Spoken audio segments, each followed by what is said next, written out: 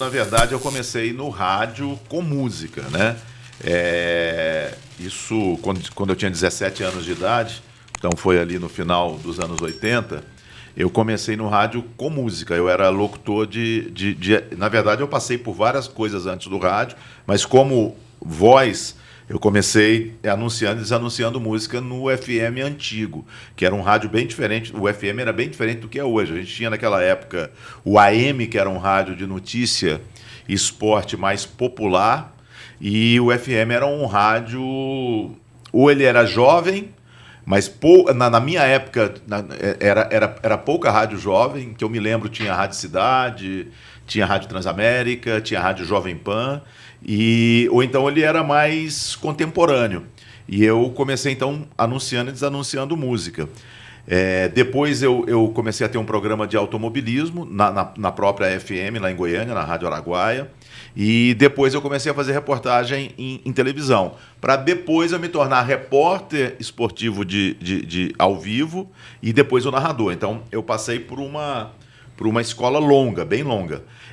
E eu ouvia muita rádio, né? Como eu comecei no rádio, eu ia dormir ouvindo rádio. E Goiânia, como Brasília, eu acho que ali, ó, de Goiás para cima, a gente tem uma influência muito grande do Rio em tudo. A gente tinha influência em roupa, tinha influência em rádio, e eu ouvia muita rádio do Rio.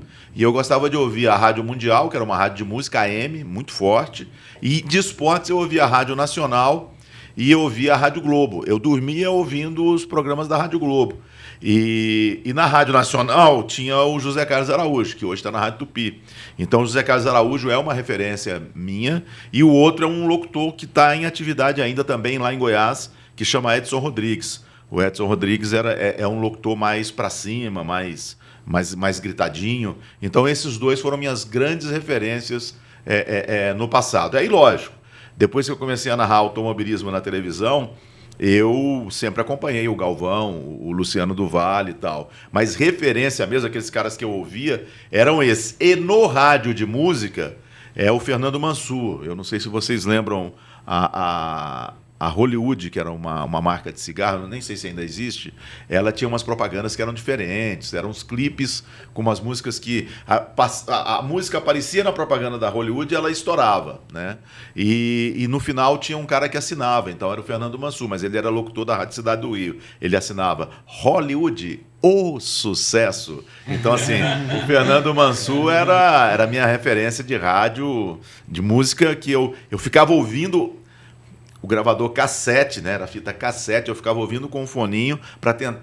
Durante o meu trabalho, eu estava lá tocando a música. Eu ficava ouvindo para tentar fazer a entonação igual o Fernando Mansur. Fernando Mansur, e ele também tem atividade até hoje lá no Rio de Janeiro.